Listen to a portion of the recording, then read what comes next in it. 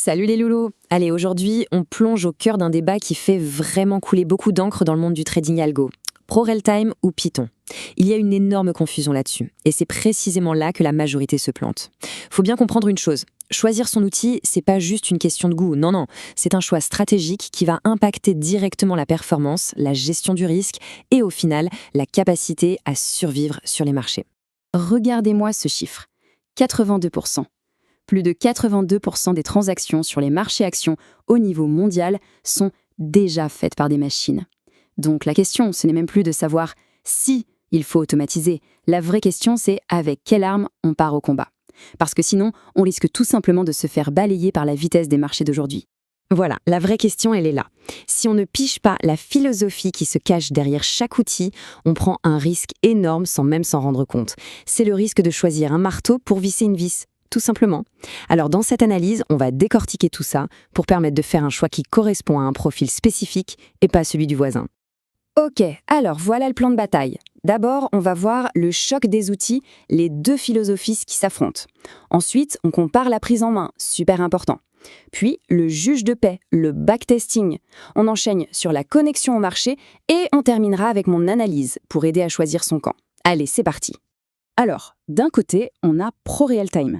Pensez à ça comme un écosystème tout en un, complètement intégré, qui est vraiment conçu pour l'efficacité. Et de l'autre, on a Python.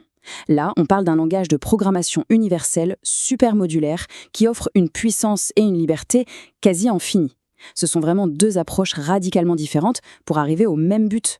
Mais avant de continuer, il faut comprendre une chose fondamentale. Le trading algorithmique, c'est quoi au juste?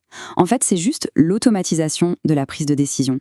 Le but, c'est de fixer des règles claires, nettes, précises, et de laisser une machine les exécuter.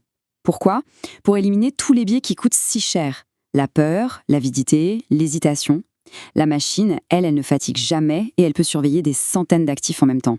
Bon, on attaque le premier round et c'est un point absolument crucial, la facilité pour démarrer. C'est vraiment le combat entre la vitesse d'exécution d'un côté et la totale liberté de création de l'autre. Alors là, c'est assez parlant. La force de ProRealTime, c'est de réduire la friction technique au strict minimum. L'assistant de création, c'est génial pour ça. On peut bâtir une stratégie complète sans jamais écrire une seule ligne de code. On choisit ses indicateurs, ses conditions, et hop, le logiciel génère le script. C'est super rapide et surtout, ça réduit de manière drastique le risque de faire une erreur de programmation qui pourrait être fatale. Et maintenant, on passe dans un autre monde. Python. Alors oui, ça demande un investissement en temps pour apprendre, ça c'est clair. Mais cet effort est récompensé par une liberté totale. On n'est plus du tout dans le cadre d'un logiciel. On peut absolument tout créer, ses propres indicateurs, intégrer des données complètement alternatives, comme le sentiment sur les réseaux sociaux pour une action, ou même développer des modèles de machine learning. C'est l'outil de ceux qui veulent se construire un avantage statistique unique.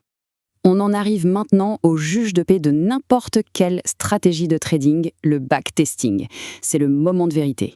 C'est le processus qui consiste à tester une idée sur les données du passé pour voir si oui ou non elle aurait été rentable. Une chose est sûre, si une stratégie ne survit pas au passé, elle n'a aucune chance de s'en sortir dans le futur. En fait, la mécanique est la suivante. ProRealTime, lui, il offre une précision chirurgicale clé en main. Il va simuler l'exécution des ordres tic par tic, c'est-à-dire au niveau de chaque transaction individuelle. C'est extrêmement précis. De son côté, Python permet une approche bien plus scientifique. On peut lancer des simulations de Monte-Carlo, par exemple, qui vont tester la stratégie sur des milliers de scénarios de marché possibles pour être sûr qu'elle est vraiment robuste et pas juste le fruit du hasard. Bien sûr, la qualité du test dépendra de la qualité des données qu'on lui donne. Ok. Avoir une bonne stratégie, c'est une chose, mais pouvoir l'exécuter pour de vrai sur le marché, c'est encore mieux. Alors voyons comment chaque outil se connecte concrètement au courtier. Et ça, c'est un point absolument crucial, parce que le choix de l'outil va souvent dicter le choix du courtier. Si on regarde ce tableau, pour ProRealTime, l'intégration se fait surtout avec des partenaires comme IG ou Interactive Brokers. L'avantage, c'est la simplicité, la sécurité, tout est géré. L'inconvénient, c'est qu'on est dans un écosystème un peu plus fermé. Avec Python, on utilise ce qu'on appelle des API pour se connecter à un choix immense de courtiers, y compris les plateformes de crypto comme Binance. La liberté est énorme, mais la responsabilité l'est aussi. La gestion des erreurs, la sécurité des clés API, tout ça repose entièrement sur les épaules du développeur. Bien, maintenant qu'on a vu toute la partie technique, passons à la partie la plus importante, mon analyse. Parce que le vrai sujet, ce n'est pas de savoir quel outil est le meilleur dans l'absolu. Non, le vrai sujet, c'est le profil de la personne qui est derrière l'écran. C'est le trader. Alors, avant de continuer, la question qu'il faut se poser est la suivante. Est-ce que l'on cherche l'efficacité et la vitesse d'exécution avant tout, ou est-ce qu'on cherche le contrôle total et la possibilité de créer du sur-mesure? Voilà, en gros, il y a deux grands profils. D'abord, le pragmaticien. Lui, il veut un outil qui marche tout de suite. Son but, c'est d'appliquer ses idées de trading le plus vite possible sans se prendre la tête avec la technique. Pour lui, ProRealTime, c'est une évidence. Et puis, il y a le bâtisseur. Lui, il voit le code comme un moyen de construire un avantage compétitif que personne d'autre n'a. Il est prêt à investir le temps qu'il faut pour maîtriser Python.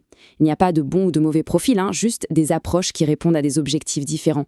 Et ça, c'est vraiment ce que j'observe sur le terrain depuis des années. L'erreur numéro 1, la plus fréquente, c'est de vouloir l'outil le plus puissant, en se disant que la puissance de l'outil fera la performance. C'est complètement faux. La complexité, c'est l'ennemi de la rentabilité.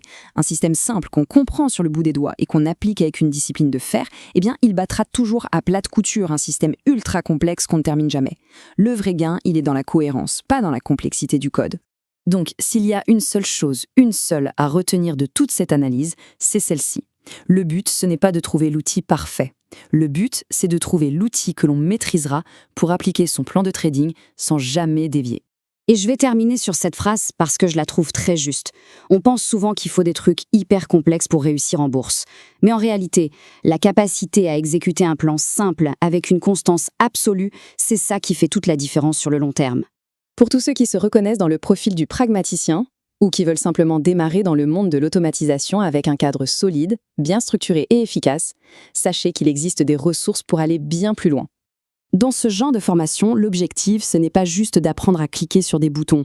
Non, l'idée, c'est d'apprendre à penser comme un architecte de système, à transformer une simple idée en un robot de trading qui tient la route, à analyser ses performances pour l'améliorer, avec en plus souvent un accès à des ressources comme une bibliothèque de code privé. Le lien pour en savoir plus est juste en dessous, dans la description. Si cette analyse a pu éclairer les choses, un petit like et un commentaire, ça fait toujours super plaisir et ça aide énormément la chaîne à se développer. À très bientôt pour une prochaine analyse. Ciao!